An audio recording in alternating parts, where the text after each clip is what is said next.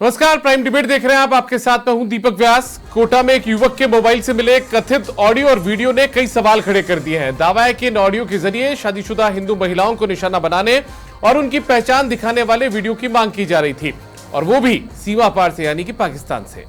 Audio में व्यक्ति खुद के पाकिस्तान से होने का दावा कर रहा है और खास मकसद जियाद अल अकबर के जरिए शादीशुदा हिंदू महिलाओं को फंसाने और उनके शोषण करने की बात कर रहा है। मामले को लेकर मुकदमा भी दर्ज हो चुका है। बजरंग दल कार्यकर्ता की शिकायत पर पुलिस ने मामला दर्ज करते हुए मनीष शर्मा उर्फ मोइन खान को गिरफ्तार किया है। इस व्यक्ति के मोबाइल से कुछ ऑडियो मिले हैं जिनमें कहा गया कि इनके जहन में यह चीज बैठा दो कि मुस्लिम सुप्रीम है, बस अपना मिशन यही है, इनका भगवान कुछ नहीं। हिंदू लड़कियां जितनी भी मिले, खासकर शादीशुदा, उनका मंगलसूत्र, माथे का सिंदूर सामने नजर जरूर आना चाहिए। उनसे वीडियो बनवाओ। वही इस मनीष उर्फ मोइन खान के पास कुछ दिनों पहले लड़कियों के धार्मिक प्रतीक के साथ अश्लील वीडियो भी मिले थे।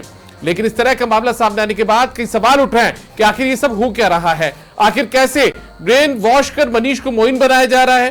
पाकिस्तान से बैठकर जहर फैलाने वाले ये लोग यहां तक संपर्क कैसे साध रहे हैं। क्या स्थानीय स्तर पर भी इन्हें कोई सहयोग मिल रहा है।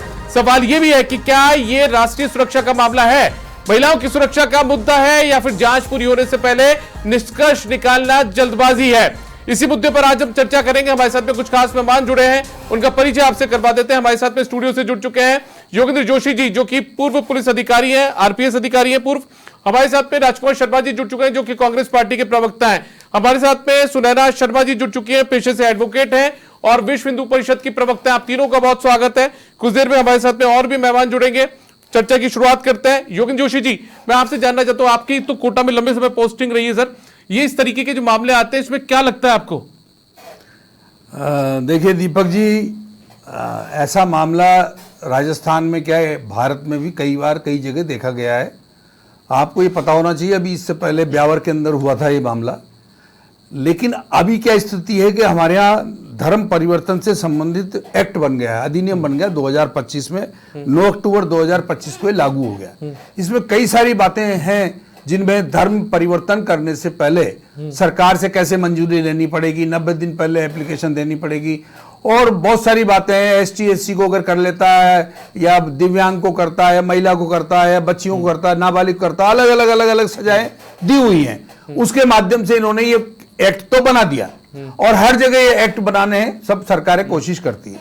देखिए कोटा वाला जो मामला है, ये मामला ये क्यों हुआ और ये कैसे हो रहा है। अब आप देखिए कि चूंकि इस प्रकार के मामले होते हैं जिनमें हिंदू लड़कियों को मुस्लिम लड़के, जैसे ब्यावर में हुआ कि भाई आप एक ब्राह्मण की लड़की को लाओगे तो 20 लाख रुपए देंगे, आपको एक मोबाइल साथ देंगे, उस लड़की को देने के लिए और लाके देंगे आपको।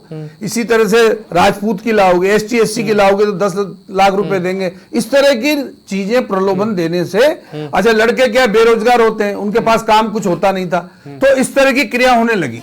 अभी क्या हुआ आपने देखा, अजमेर में एक कांड हुआ था 1992 में। अब ये भी बताते हैं कि ये भी बहुत लंबे समय से काम कर रहा है इस तरह का।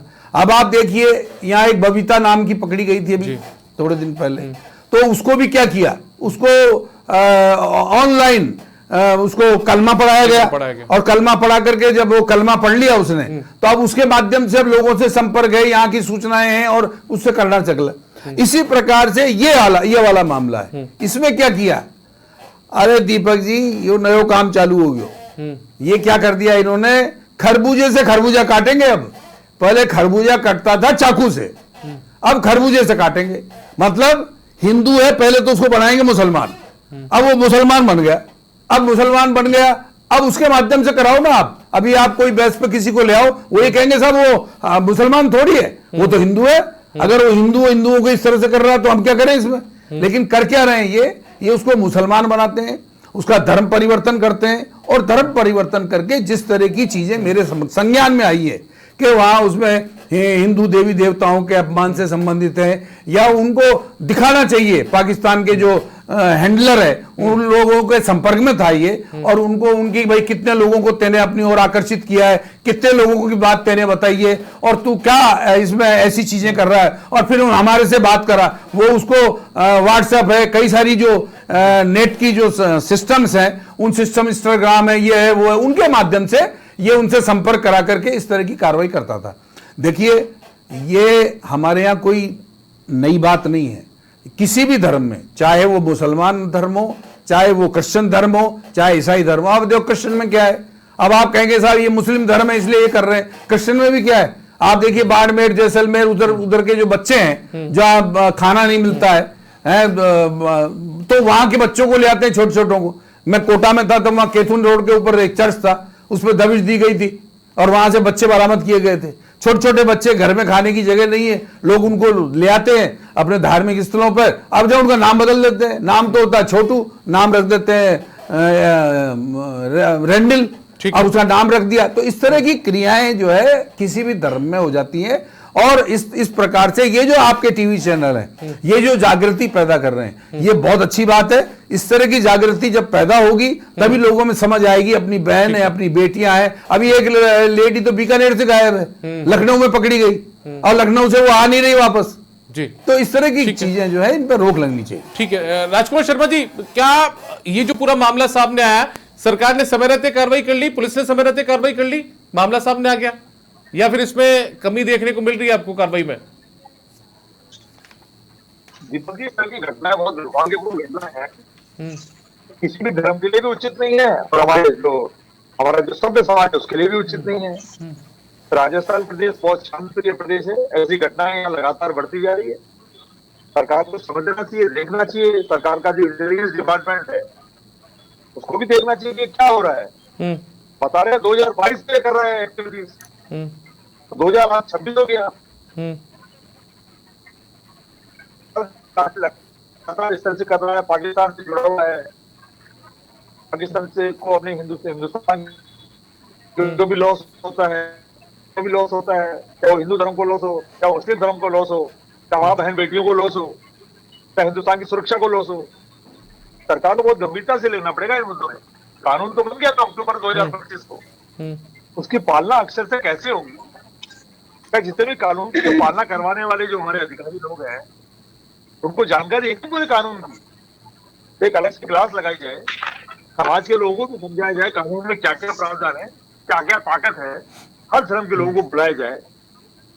ये जिस तरफ ये घटनाएं ज्यादा बढ़ती है वहां के अधिकारियों को भी इस कानून की पूरी जानकारी दी जाए, उनको पावर बताया जाए, धर्म के लोगों को भी पावर बताया जाए, समाज के लोगों को भी पावर बताया जाए कानून का, और अधिकारियों को भी इस कानून का पावर बताया जाए।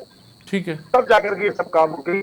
सरकार को बहुत गंभीरतापूर्वक इस पर विचार करना चाहिए और कानून की पालना करते हुए जितना भी कानून संबद्ध काम हो वो करना चाहिए। ठीक है, ठीक है। सुनैना शर्मा जी, विश्व हिंदू परिषद इस पूरे मामले को लेकर क्या सोचता है? और दूसरा ये भी जानना बेहद जरूरी है कि ठीक है, जैसे राजकुमार जी कह रहे हैं 2022 से कर रहा था वो तो ये सब काम, लेकिन बजरंग दल के किसी कार्यकर्ता को पता लगता है, वो जाकर मुकदमा दर्ज करवाते हैं, तो कहीं ना कहीं इंटेलिजेंस फेल्योर है क्या इसमें?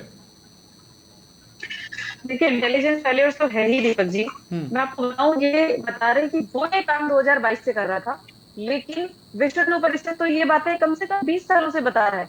हम तो लगातार अवेयर करते आ रहे हैं कि इस तरह की गतिविधियां हो रही है, लव जिहाद हो रहे हैं, लैंड जिहाद हो रहे हैं, और इन गतिविधियों के लिए बाकायदा फंडिंग की जा रही है। साइकिल पंक्चर की दुकान चलाने वाला एक आदमी एंड्रॉइड आईफोन यूज कर रहा है, आईपैड यूज कर रहा है, वो बड़े बड़े होटल्स में लड़कियों को लेके जा रहा है, तो ये फंडिंग एक साइकिल पंक्चर करने वाले आदमी के पास कहाँ से आ रही है? और ये आज सिर्फ 2022 से नहीं हो रही है। विश्व हिंदू परिषद तो 2000 मैं तो ईयर्स में काउंट नहीं करूंगी, लगभग 20 सालों से मैं संगठन से जुड़ी हुई हूँ, 20 सालों से हमें ये जानकारियां है और हम अपने स्तर पर अवेयरनेस लाने का पूरा प्रयास करते हैं।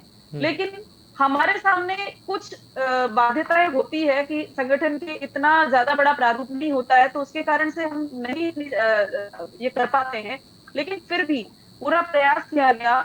सरकार जो है वो इस प्रकार की गतिविधियों को रोकथाम के लिए कानून भी लेकर आई है, लेकिन अब जो अन्य अपने सारे लोग कह रहे हैं उसके अनुसार सरकार को इस पर पूरा ध्यान देने की आवश्यकता है, और ध्यान देने के साथ साथ इस कानून के पूरे तरीके से प्रचार प्रसार की बहुत अत्यधिक आवश्यकता है।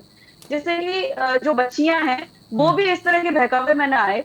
मैं आपको दीपक की जानकारी दे दूं, ना सिर्फ बच्चियां, छोटी बच्चियां ही नहीं, जो बड़ी वयस्क महिलाएं हैं, डाइवोर्सी हैं, विडो हैं, या बाहर जो काम करती हैं, अकेले रहती है, उनके साथ भी इस प्रकार की अकेले रहने के साथ साथ में जिन घरों में अत्यधिक धार्मिक माहौल नहीं है, जो अपने धर्म को बच्चों को नहीं समझा पा रहे हैं, वहां ये परिस्थितियां और अधिक विकट होती है।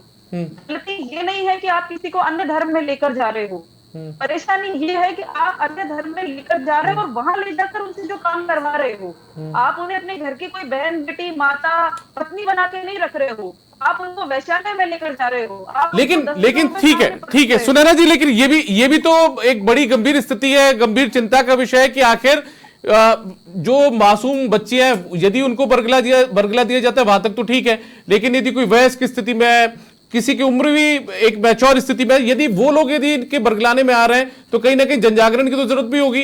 ये तो समाज को करना पड़ेगा, सामाजिक संगठनों को करना पड़ेगा, आप जैसे संगठनों को करना पड़ेगा।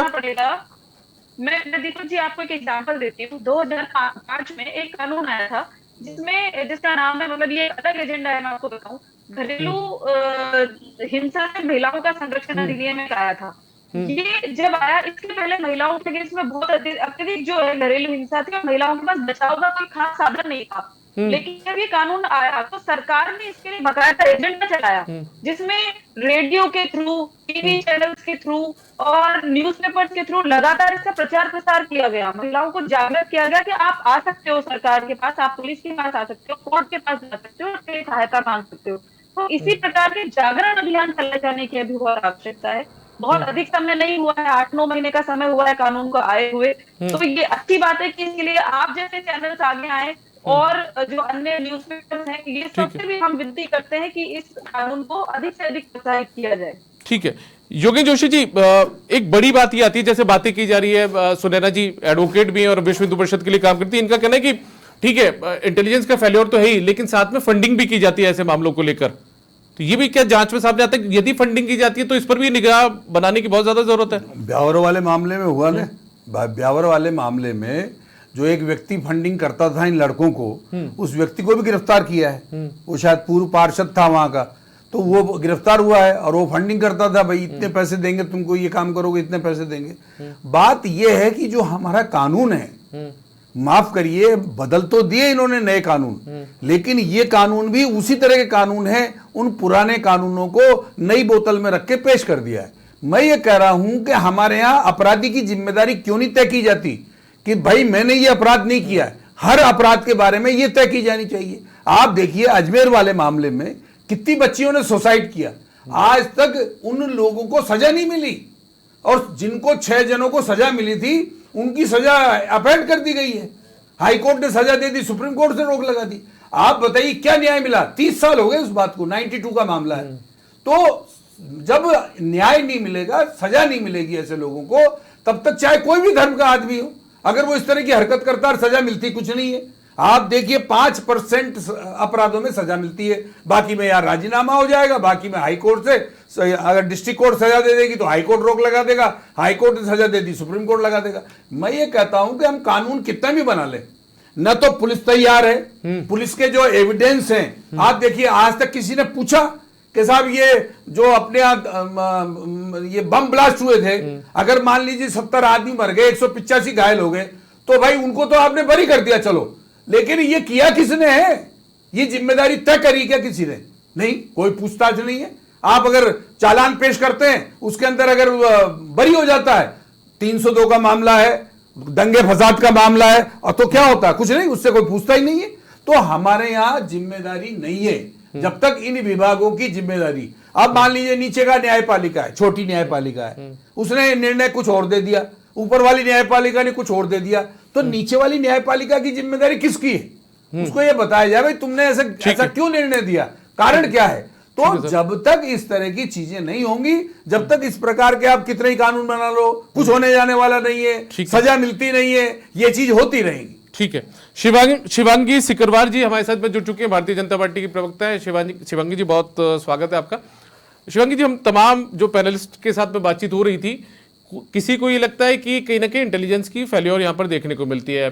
सरकार ने कानून भी बना दिया धर्मांतरण को लेकर, लेकिन उसकी जानकारी पुलिस तक भी उस लेवल पे नहीं है, या उसको लागू करवाने को लेकर वैसी स्थिति नहीं है। तो इन सब से बचने के लिए सरकार क्या करेगी कि ऐसी स्थिति वापस से न आए, ना मनीष को मोइन बनना पड़े, ना किसी घर की बेटी की इस तरीके से जो बुरी फोटो है वो इस तरीके से किसी के मोबाइल में मिल पाए? देखिए जो हुआ है सबसे पहले तो कहेंगे कि राजस्थान के लिए बहुत दुखद है कि हम केरला स्टोरी जो मूवी देखते थे वो एक तरीके से कोटा स्टोरी नाम से जिस तरीके से पेश किया जा रहा है, और क्यों ना हो, एक बहुत बड़ा प्रश्न चिन्ह है। सिर्फ सरकार या इसमें पुलिस या हर किसी पे हम प्रश्न चिन्ह तो बहुत आसानी से लगा देते हैं, लेकिन हमें ये भी समझने की बहुत ज़्यादा आवश्यकता है कि पूरे समाज को बदलना ही होगा। पूरे समाज में परिवर्तन की अलख जगनी ही पड़ेगी, चाहे वो सरकार के द्वारा हो, चाहे वो हमारे जैसे नागरिक, क्योंकि सरकार कौन है? मैं और आप ही तो हैं, हम ही तो नागरिक हैं जो सरकार बनाते हैं, जो सरकार में हैं, हम ही जैसे लोग हैं।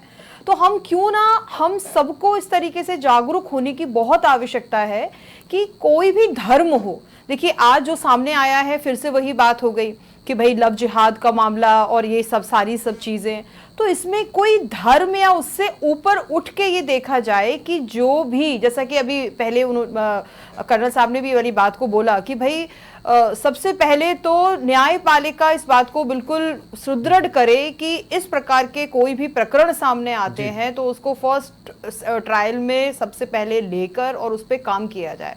हम अभी तक बलात्कार जैसे टॉपिक से ही जूझ रहे हैं, अभी एक नया टॉपिक शुरू हो गया है हमारे देश के अंदर, कोटा स्टोरी के नाम से आ गया है। तो ये बहुत दुर्भाग्यपूर्ण है हमारे राजस्थान प्रदेश के लिए इस तरीके का प्रकरण सामने आना। और मैं पूरे विश्वास के साथ कहती हूँ कि हमारी सरकार, भजनलाल सरकार, पूरी तरीके से कोटा की पूरी प्रणाली और हम सभी पूरी तरीके से इसमें लगे हुए हैं, क्योंकि हम सभी के लिए है, ये किसी पार्टी विशेष का काम नहीं है, ये हम सभी नागरिकों को मिलकर इससे जूझना होगा और इसको कम से कम समय में बहुत जल्दी तरीके से इसको हटाना होगा। तो हम सब लोग सुदृढ़ हैं, तैयार हैं।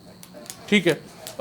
सुनैना जी, क्या एनआईए जैसी एजेंसी को इस पूरे मामले की जांच निष्पक्ष होकर दे देनी चाहिए कि ठीक है राजस्थान पुलिस ने एनआईए से जांच करवा लीजिए, क्योंकि फंडिंग की जांच भी हो पाएगी, कैसे वो दूसरे पाकिस्तान के आकाओं के संपर्क में था, अपने आकाओं के संपर्क में था, इस पूरे मामले की जांच भी हो जाएगी? दीपक जी, ना सिर्फ इस मामले की बल्कि जितने भी लव जिहाद के मामले सामने आते हैं पूरे देश भर में, उन सबको एक जगह रखकर एनआईए के द्वारा इसकी जांच करवाई जानी चाहिए, क्योंकि न सिर्फ पाकिस्तान से बल्कि अन्य जो मुस्लिम देश है वहां से भी फंडिंग आती है और इसकी जानकारी लगातार विश्व हिंदू परिषद देता आया है सरकारों को, देता आया है लोगों को, लेकिन किसी प्रकार की कार्रवाई नहीं हो पाती है। कुछ मामले सुप्रीम कोर्ट तक गए जिनमें इस प्रकार के आदेश भी हुए। एक मामला हुआ था जिसमें ऐसा आदेश भी हुआ है कि एनआईए से उसकी जांच करवाई जाए। जब जांच करवाई गई तो सामने आया कि फंडिंग दूसरे देशों से हो रही थी। तो ये बहुत बड़ा रैकेट है, ये बहुत छोटी कोई चीज नहीं है, सिर्फ देश के अंदर ये नहीं है, देश के बाहर से ये सब चीजें इसमें हो रही है और ये पूरी डेमोग्राफिक व्यवस्था को बदलने के लिए हो रही है, गजवाए हिंद के तहत हो रही है। ये बातें हम आपको पूरे चैनल्स को, लोगों को लगातार हम इसके लिए बताते आ रहे हैं। तो बिल्कुल आपका ये जो सुझाव है ये बिल्कुल सही है कि एनआईए के द्वारा जांच करवाई जानी चाहिए, इंटरनेशनल फंडिंग का पता लगाया जाना चाहिए। ठीक है राजकुमार शर्मा जी, ऐसे मामलों पर सियासत ना हो, सरकार क्या कर रही है क्या नहीं कर रही, ऐसे मामलों पर आपको नहीं लगता कि विपक्ष और सत्ता पक्ष दोनों को एकजुट होना चाहिए? कैसे विशेष तंत्र तैयार किया जाए, इस पर एक दूसरे के साथ में मिलकर राय मशवरा होना चाहिए? दीपक जी, हम छोटे थे एक कहावत सुनते थे, कानून के हाथ बहुत लंबे होते हैं, कानून का पंजा बहुत बड़ा पंजा होता है। दूसरा होता है जब कानून का पंजा छोटा हो जाता है, कानून के हाथ छोटे हो जाते हैं। उधर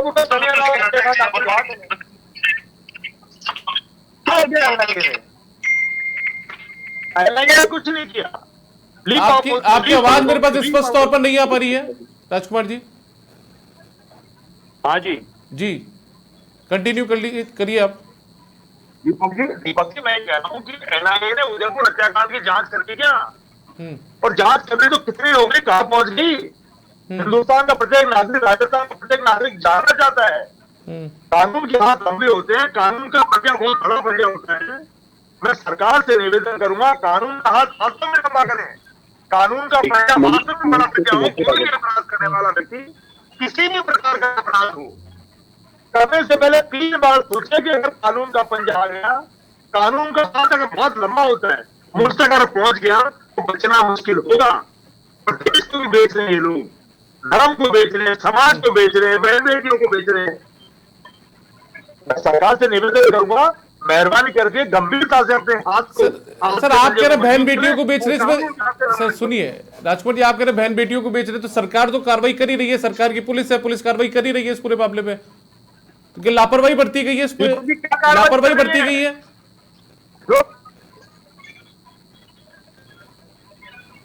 कर रही है, वो जितने भी पहले बैठे हैं सबको पता है। बाद में कुछ आचार्य जी भी आए हुए हैं आपके चैनल पर। ठीक है मैं रोकूंगा एक बार। स्वामी बाल मुकुंदाचार्य जी भी हमारे साथ में जुड़ चुके हैं, जो कि बीजेपी के विधायक भी हैं, साथ में संत समिति राजस्थान के अध्यक्ष भी हैं। स्वामी बाल मुकुंदाचार्य जी, बहुत स्वागत है आपका। जय श्री राम जी साहब, एक कोटा का एक मामला सामने है, उस मामले को आपके संज्ञान में भी आया होगा। किस तरीके से एक व्यक्ति है, लड़का है, मनीष उर्फ मोइन बन जाता है वो, और उसके बाद में उसके मोबाइल फोन से ऑडियो मिलते हैं, पाकिस्तान से बैठे हुए उसके आका उसको निर्देश देते हैं कि हिंदू लड़कियों का शोषण करने के लिए उनकी वीडियो बनाइए, ये करिए वो करिए। किस तरीके से देखते हैं आप, क्या होना चाहिए इस पूरे मामले को लेकर? ये मोइनुद्दीन खान को पकड़ा है सोशल मीडिया के माध्यम से बजरंग दल के कार्यकर्ताओं ने। मैं पहले तो धन्यवाद बजरंग दल के कार्यकर्ताओं को देना चाहूंगा कि एक जिहादी को आपने किस प्रकार से डिटेन किया और पकड़ा, और ये और खुलासा हुआ कि ये जिहादी पहले हिंदू रहा, फिर ये फंस गया होगा शायद ये भी कोई किसी जाल में, और फिर उसके बाद में मोइनुद्दीन खान बन गया, मोइन खान जो भी बना। और ये खान बनने के बाद में जिहादी ने अनगिनत माताओं बहनों को, बालिकाओं को फंसाया, उनकी वीडियो इत्यादि किस प्रकार से इसने बनाए, और कितने लोगों को इसने ब्लैकमेल किया होगा। और सबसे बड़ी बात है कि देश की सुरक्षा को खतरा ऐसे लोगों से जो पाकिस्तान से संपर्क है, टेररिस्ट संस्थाओं से संपर्क है, और ऐसी मुस्लिम लीग संस्थाओं से संपर्क है इसका पाकिस्तान में, जो आतंकवादी घटनाएं लगातार भारत विरोधी कार्य करती है। तो ये जो भी जिहादी है, इस जिहादी को फांसी की सजा होनी चाहिए। मुझे मेरे केंद्र सरकार पे, पुलिस प्रशासन पे और हमारे राजस्थान के पुलिस पर पूरा भरोसा है। इसको जिस प्रकार से इसकी जांच होगी और जो भी खुलासे धीरे धीरे होंगे, जिनके साथ इसका कनेक्शन रहा है, जिन लोगों के साथ जुड़ के इसने इस प्रकार के काम किए हैं, तो जिन सनातनियों के साथ इसने ये इस प्रकार का कृत्य किया है, तो ये सभी लोग पकड़े जाएंगे और सबको सजा भी होगी। लेकिन मुझे चिंता इस बात की है कि सनातन और सनातन को मानने वालों को ये लोग जिहादी लगातार टारगेट कर रहे हैं। आप देखिए, कोई भी सनातनी के बारे में शिकायत आई हो कि उसने बम फोड़ा है या उसने किसी व्यक्ति को कोई किसी प्रकार से कोई नुकसान पहुंचाया है, धर्म के नाम पर किसी पर तलवार बंदूक रखी है, ये जिहादी मानसिकता वाले लोग जो धर्म पूछकर गोली मारते हैं, ये जिहादी मानसिकता के लोग ये धर्म परिवर्तन कराने के लिए नए नए तरीके ढूंढते हैं। हमारे राजस्थान सरकार, मुख्यमंत्री भजनलाल जी को धन्यवाद देना चाहूंगा कि उन्होंने इस प्रकार का एक कानून बना दिया है कि अब जो धर्म परिवर्तन करवा रहे हैं या करवा देती है संस्थाएं, उन पर कानून के दायरे में रहते हुए उन पर कड़क सजा होगी, उन पर पाबंदी लगेगी। तो ये जो पहले पुराने जो हो गए हैं, वो लोग इस प्रकार के कृत्य में फंसे हैं, और कितनी माताओं बहनों को इन्होंने जीवन बर्बाद किया है। कितनी माताएं बहनें बेटियां बेचारी डर से, भय से और अपनी परिवार की और अपनी इज्जत की वजह से बोल नहीं पाई। लेकिन अब धीरे धीरे करके चीजें सामने आई है, तो इस प्रकार की जिहादी बच नहीं सकते हैं। जल्दी इन पर कार्रवाई होगी। और भी कहीं फंसे पड़े उनको खुल के आके बताना चाहिए। सामने नहीं आए तो संस्थाओं के माध्यम से हम जैसों को बताना चाहिए, क्योंकि हमने तो देखा है, हमने 5-7 बहनों को वापस लाए। ये जिहादी किसी न किसी चक्कर में फंसाते हैं, फिर उनके कोई फोटो वीडियो बनाते हैं, फिर उनको ब्लैकमेल करते हैं और जान से मारने की धमकी उनको उनके परिवार को देते हैं। हमने खुद ने पकड़ा है, मेरे पास रिकॉर्डिंग है सब जिहादियों की, जिन माताओं बहनों को हम लोग लेके आए हैं। लेकिन ये जिहादी प्रकार के कृत्य कर रहे हैं, तो हमारे को सनातनियों को, समाज को जागरूक रहने की आवश्यकता है। क्लबों में और जो कोई ऑफिसेज हैं, स्कूल कॉलेज है, कैंटीन है, ये जिहादी वहां भी जाकर बहन बेटियों को बरगलाने का, फंसाने का काम करते हैं। जिम है, आजकल जिम से भी शिकायत आ रही है, सैलून पार्लर से भी शिकायत आ रही है। तो ये षड्यंत्र रच के जाल बुनकर इस प्रकार की कई कृत्य कर रहे हैं। मैं राजकुमार जी को बताना चाहूंगा कि कांग्रेस के समय में जरूर इस प्रकार की हरकतें चल जाया करती थी, लेकिन ये केंद्र का शासन मोदी जी का और राजस्थान सरकार भाजपा की है, यहाँ जिहादी बच नहीं सकते हैं। और आप लोगों को भी मैं निवेदन करूंगा कि इसमें कांग्रेस बीजेपी न करके ऐसे जो देशद्रोही हैं, देश की सुरक्षा को खतरा है और कहीं ना कहीं हमारे बहन बेटियों को, सनातनी को खतरा है, ऐसे लोगों के लिए आपको भी खुलकर के आवाज उठानी चाहिए।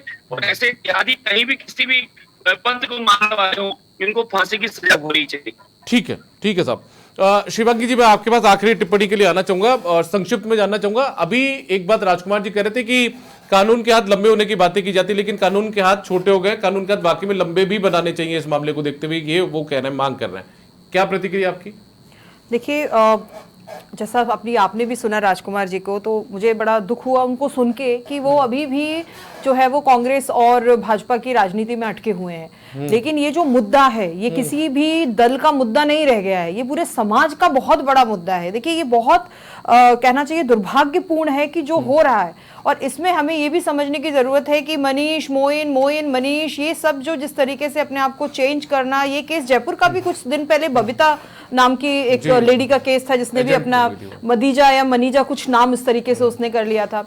तो अगर ये समाज में ये सब कुछ आ रहा है तो ये कहां से आ रहा है, उसका मूल पकड़ने की बहुत जरूरत है। और दूसरी बात उसमें सबसे इंपॉर्टेंट ये है कि मैं अपनी आपके चैनल के माध्यम से अपनी बहन, अपनी बेटियों, अपनी बहनों को भी मैं ये कहना चाहूंगी कि आप केरल स्टोरी जैसी मूवीज देख चुके हैं, आपको सब कुछ पता है क्या चल रहा है, क्या ट्रेंडिंग है, किस तरीके से क्या हो रहा है, तो आप अपने आप से क्यों किसी को खेलने देते हैं?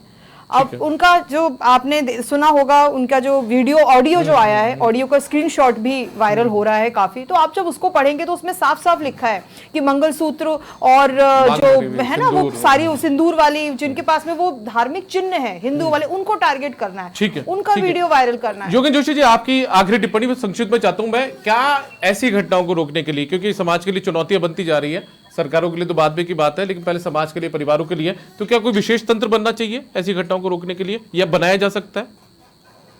देखिए, जो तरीका है, जो अभी तक है हमारे कानून का तरीका है, जो इसके अध्ययन का तरीका है, उन तरीकों में चेंज आना बहुत जरूरी है। अब जैसे ये मुकदमा दर्ज हो गया था 15 तारीख को विज्ञान नगर थाने में, और पता कब चला? कल परसों में चला। तो ये इतने दिन तक क्या होता रहा? FIR तो दर्ज हो चुकी थी, लेकिन पता नहीं चला, क्योंकि पुलिस भी क्या करती है, इस प्रकार के जो प्रकरण होते हैं उनको छुपाने का काम करती है। उनको सोचती है कि भाई ये छुपे रहे और अपन ऐसे ऐसे कार्रवाई करके चालान पेश कहीं ना कहीं सियासत शुरू हो जाएगी, सरकार की गिरफ्तारी शुरू हो जाएगी, परेशानी आ जाएगी, पुलिस वालों पे आक्षेप आ जाएंगे, दुनिया भर की बात हो जाएगी। तो इसलिए ये टाल मटोल करते हैं। लेकिन देखिए, इन सब बातों के बारे में जिस प्रकार से जाति का परिवर्तन नहीं हो सकता, इसी तरह से धर्म का परिवर्तन भी नहीं होने का कानून बनना चाहिए। मान कुछ भी ले, चाहे वो माने क्रिश्चियन धर्म माने, मुस्लिम धर्म माने, लेकिन न तो वो नाम बदल सकता है, न उस धर्म के अंदर प्रवेश कर सकता है। ये क्यों जाति में कर सकते हैं क्या? हम ST SC में नहीं जा सकते, वो इसमें नहीं आ सकते। तो आपने जब जाति के अंदर प्रतिबंध लगा दिया तो धर्म में क्यों नहीं लगा सकते?